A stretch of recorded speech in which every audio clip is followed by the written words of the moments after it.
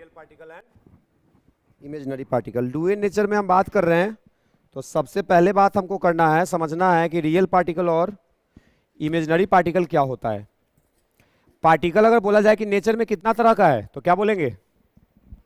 दो बोलेंगे। एक का नाम क्या बोलना है? रियल पार्टिकल, और एक का नाम क्या बोलना है? Imaginary particle. और ये दोनों का बेसिक प्रॉपर्टी आपको समझ लेना है, तो आगे आपको चीज़ों को समझने में आसानी होगी। देखिए, आप एक कॉलम बना लो और एक तरफ लिख लो रियल पार्टिकल और एक तरफ लिख लो इमेजिनरी पार्टिकल। ठीक है, दो कॉलम बनाइए, एक तरफ रियल पार्टिकल, एक तरफ इमेजिनरी पार्टिकल। सबसे पहला पॉइंट, रियल पार्टिकल में हम क्या बोलेंगे कि रियल पार्टिकल हम उसको बोलेंगे जिसका सच में कुछ मास होता है। ठीक बात? रियल पार्टिकल हम उसको बोलेंगे जिसका सच में कुछ मास होता है, उसको हम रियल पार्टिकल बोलेंगे। जिसका सच में कुछ मास नहीं होगा, सच में नहीं है मास, तो रियल है भी नहीं। अगर रियल कोई भी चीज है तो मास को रखता है। अगर मास किसी चीज में नहीं है, अब बोले कि रियल है कि नहीं है, तो क्या बोलना है? नहीं है। ठीक बात? तो पहला पॉइंट में लिखो, it's rest mass, it's rest mass exist, it's rest mass exist. Bracket में लिख दीजिएगा डज नॉट इक्वल टू 0। इसका जो रेस्ट मास है वो 0 के बराबर नहीं होगा, मतलब कुछ ना कुछ रहेगा। कितना भी छोटा पार्टिकल हो, मास उसका एग्जिस्ट करेगा, तो हम बोलेंगे कि पार्टिकल रियल है। जैसे कि बहुत सारा नाम जानते हैं, इलेक्ट्रॉन, प्रोटॉन, न्यूट्रॉन। बताओ, ये सब पार्टिकल हमको दिखाई देता है क्या? तो क्या ये इमेजिनरी पार्टिकल है कि रियल है? रियल पार्टिकल है। इसका मतलब रियल है, दिखाई नहीं दे रहा है, इसका मतलब बहुत छोटा है। अब बहुत छोटा है तो भी कुछ ना कुछ तो मास रहेगा ना, तो उसको हम रियल में रखेंगे। इधर फर्स्ट पॉइंट लिखिएगा, it's rest mass, it's rest mass is equal to 0। It's rest mass is equal to 0। इसका रेस्ट मास कितना लेना है? 0। अगर रेस्ट मास 0 है तो हम बोलेंगे पार्टिकल कैसा है? इमेजिनरी पार्टिकल है। इमेजिनरी पार्टिकल जो हेडिंग बना है ना, इसके ब्रैकेट में आप लिख लो फोटॉन। इमेजिनरी पार्टिकल का नाम क्या है? फोटॉन। और रियल पार्टिकल तो बहुत सारा है, इलेक्ट्रॉन है, प्रोटॉन है, न्यूट्रॉन है, और भी बहुत अल्फा पार्टिकल है। ये सब रियल पार्टिकल में। सैंड का एक छोटा सा पार्टिकल है, रियल है कि वर्चुअल है? क्योंकि मास उसके पास है। ठीक है, तो पहला पॉइंट क्लियर है। रियल पार्टिकल होगा तो उसका मास 0 नहीं होगा, लेकिन अगर पार्टिकल इमेजिनरी है तो उसका मास 0 होगा। कौन सा मास? Rest mass. मास भी दो तरह का होता है, एक होता है रेस्ट मास, एक होता है मूविंग मास। समझते हैं क्या? अगर कोई पार्टिकल रेस्ट में है और इसका मास है मान लो 100 ग्राम, कितना है? तो क्या ये मोशन करेगा तो इतना ही इसका मास रहेगा कि मास चेंज हो जाएगा? चेंज हो जाएगा। मास डिपेंड करता है इसके वेलोसिटी पे, पार्टिकल के वेलोसिटी पे मास डिपेंड करता है। इसको बोलते हैं कॉन्सेप्ट ऑफ रिलेटिविटी। क्या बोलते हैं? हम आगे बात करेंगे। देखिए इधर सेकंड पॉइंट में अगर बोला जाए कि अगर रियल पार्टिकल है तो रियल पार्टिकल का काइनेटिक एनर्जी कितना होगा? तो रियल पार्टिकल का काइनेटिक एनर्जी हम लोग लिखते हैं ½ mv²। हम लोग ने क्लास 11th में पढ़ा है, किसी भी पार्टिकल का मास अगर m है, आप v वेलोसिटी से उसको फेंक रहे हैं, तो उसके पास एनर्जी आ जाएगा ड्यू टू मोशन। एनर्जी कितना आएगा? ½ mv²। काइनेटिक एनर्जी को E से डिनोट करते हैं। ठीक बात? क्या लिखेंगे? ½ mv²। इसमें क्या करते हैं कि मास बाई मास से मल्टीप्लाई कर देते हैं। ठीक है, तो बताओ, मास और मास से मल्टीप्लाई कर देंगे तो यहां पे हम इसको ऐसे लिख सकते हैं क्या? ½ m इंटू वी को एक साथ। ठीक, यहां पे एक मास है, m इंटू वी को एक साथ, डिवाइडेड बाई, सही है, mass into mass, mass by mass से मल्टीप्लाई करने से कोई फर्क तो नहीं पड़ा, अभी भी कट के कैंसिल हो जा रहा है। अब यहां से एक नया फॉर्मूला हम लाना चाह रहे हैं, मास इंटू वेलोसिटी, एक्सेलरेशन कह रहा है। मास इंटू वेलोसिटी, एक्सेलरेशन कब से होने लगा? Mass into velocity, momentum p से लिखते हैं, तब p इंटू पी स्क्वायर, तो E बराबर क्या आया? P square by 2m। बोलिए, अगर यहां से हम मोमेंटम का फॉर्मूला निकालना चाहें तो P बराबर लिख सकते हैं √2m, जहां पे E काइनेटिक एनर्जी है, जहां पे E क्या है? तो रियल पार्टिकल का काइनेटिक एनर्जी ये होता है, और काइनेटिक एनर्जी और मोमेंटम का रिलेशन ये होता है। तो ये दो फॉर्मूला आपके दिमाग में होना चाहिए रियल पार्टिकल के लिए, कि रियल पार्टिकल का काइनेटिक एनर्जी कितना होगा? Half mv²। मोमेंटम और एनर्जी में रिलेशन क्या होगा? P बराबर √, लिखो सेकंड पॉइंट में, बंद कर दें।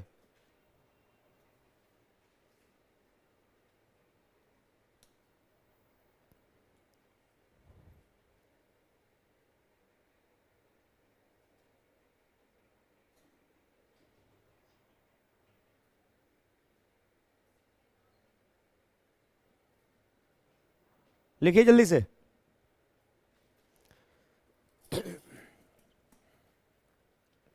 रियल पार्टिकल का काइनेटिक एनर्जी और रियल पार्टिकल के लिए एनर्जी मोमेंटम का रिलेशन।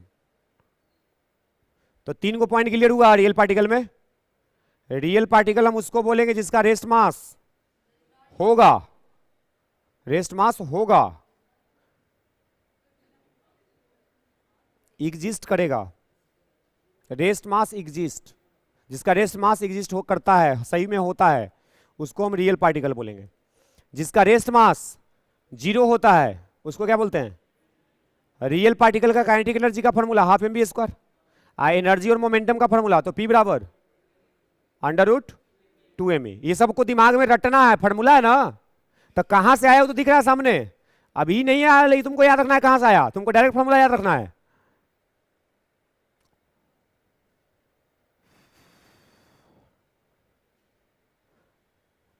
हो गया? अब इधर देखो, इमेजिनरी पार्टिकल का कोई पूछे कि काइनेटिक एनर्जी क्या होगा, इमेजिनरी पार्टिकल का काइनेटिक एनर्जी क्या होगा, तो इसका फॉर्मूला होता है E बराबर mc²। सुने? तो आप बोलेंगे कि सर इमेजिनरी पार्टिकल है तो मास तो 0 रहेगा, तो 0 से मल्टीप्लाई करेंगे तो एनर्जी 0 हो गया। तो फॉर्मूला का क्या मतलब है? तो इस फॉर्मूला का मतलब यह है कि ये रेस्ट मास नहीं है, ये मूविंग मास है। कैसा मास है? मूविंग मास है। तो अगर इमेजिनरी पार्टिकल है तो उसका एनर्जी, काइनेटिक एनर्जी का फॉर्मूला हम क्या लिखेंगे? mc²। क्या लिखेंगे? अगर इसका हम मोमेंटम और एनर्जी में रिलेशन लाना चाहते हैं तो यहां से देखो लिख सकते हैं क्या? E बराबर mc इंटू सी का स्क्वायर है ना, तो एक सी को हम m के साथ रख लिए, एक को अलग कर ले रहे हैं, तो m इंटू सी मोमेंटम, P बराबर m इंटू वी, यहां पे v की जगह पे क्या है? c, तो इसको मोमेंटम बोल सकते हैं। तो E बराबर क्या बन गया? PC। E बराबर क्या बन गया? PC। इसको E को लिख सकते हैं P बराबर E/c, लिख सकते हैं ना। तो इमेजिनरी पार्टिकल के लिए एनर्जी और मोमेंटम का फॉर्मूला आपके पास है, इसको नोट कीजिए।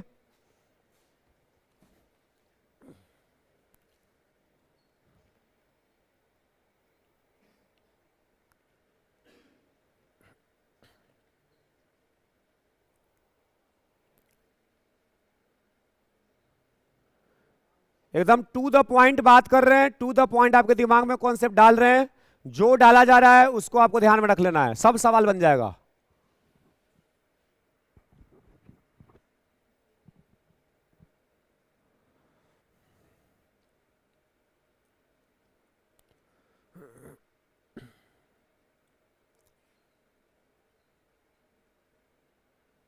हो गया? तो 3 को पॉइंट तीनों का मतलब दोनों का क्लियर है। रियल पार्टिकल इमेजिनरी पार्टिकल में पहला मास 0 होगा, नहीं होगा, 0 है तो रेस्ट मास 0 है तो तब बोलेगा ना हो, 0 होगा तो, अगर 0 नहीं है तो रियल पार्टिकल का काइनेटिक एनर्जी, इमेजिनरी पार्टिकल का kinetic energy mc², mc²। Real particle का काइनेटिक एनर्जी और मोमेंटम में रिलेशन P बराबर √2m, और उसका P बराबर ई बाई सी। क्लियर हुआ? अगला पॉइंट लिखो इधर, क्या चौथा पॉइंट है ना? 2 गो 3 गो तो यही हो गया। रेस्ट मास 0 नहीं होगा, दूसरा में काइनेटिक एनर्जी, तीसरा में दोनों का रिलेशन। 3 पॉइंट हुआ, चौथा लिखो। चौथा पॉइंट इंपॉर्टेंट है, ध्यान में रखना है। देखिए, kinetic energy of real particle, kinetic energy of real particle is distributed, kinetic energy of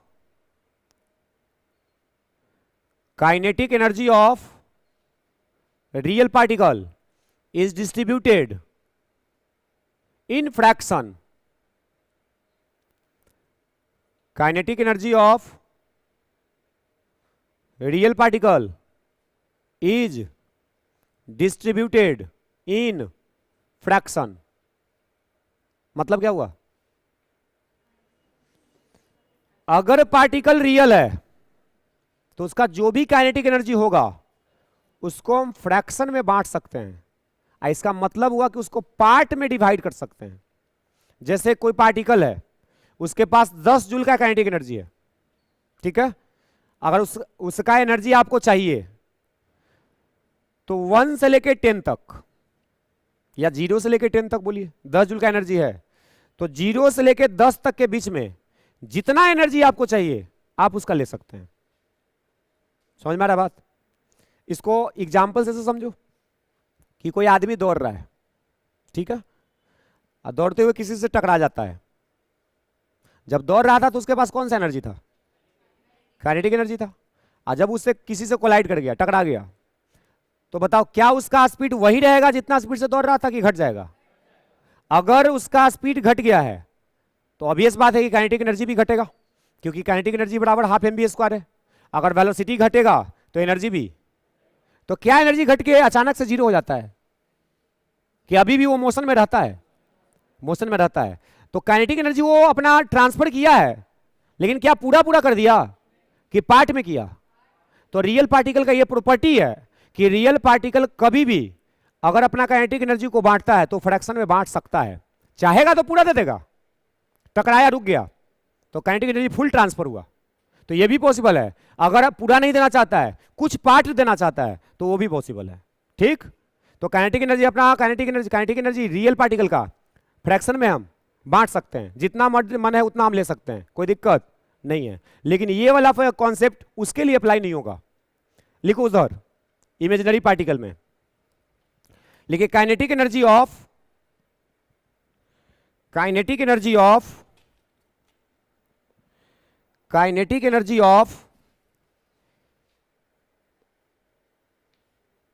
imaginary particle, kinetic energy of imaginary particle cannot be distributed in fraction, cannot be distributed in fraction. It always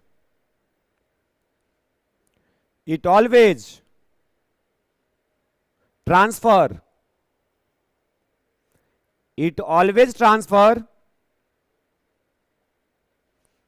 complete kinetic energy. It always transfer complete kinetic energy. समझ में आया? अगर imaginary particle है और उसके पास energy है, kinetic energy है, तो जिससे टकराएगा वो या तो पूरा एनर्जी देगा या तो नहीं देगा। बीच में कुछ भी पॉसिबल नहीं है। देना है तो पूरा दो और नहीं तो निकलो, ऐसा सिस्टम है। लेकिन रियल पार्टिकल में ऐसा, अगर वो रियल पार्टिकल किसी से टकरा जाता है तो कुछ ना कुछ काइनेटिक एनर्जी का नुकसान होना तय है। क्या इस चीज को आप फील कर पा रहे हैं कि रियल पार्टिकल अगर रहेगा और किसी चीज से टकराएगा तो काइनेटिक एनर्जी कुछ ना कुछ घट जाएगा, लेकिन इमेजिनरी पार्टिकल में ऐसा नहीं होगा। इमेजिनरी पार्टिकल अगर टकराएगा और एनर्जी का ट्रांसफर करेगा तो पूरा कर देगा और नहीं तो नहीं करेगा। ठीक है? नीचे लिखो अकॉर्डिंग टू डी ब्रॉगली, हाँ लिखो, अकॉर्डिंग टू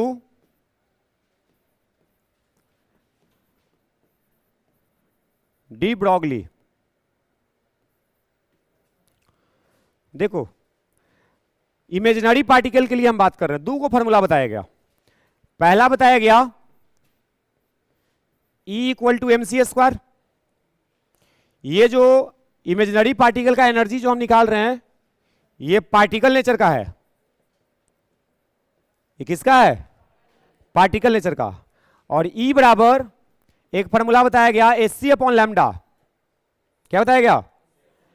जहां पे h होता है प्लैंक्स कांस्टेंट। h क्या होता है?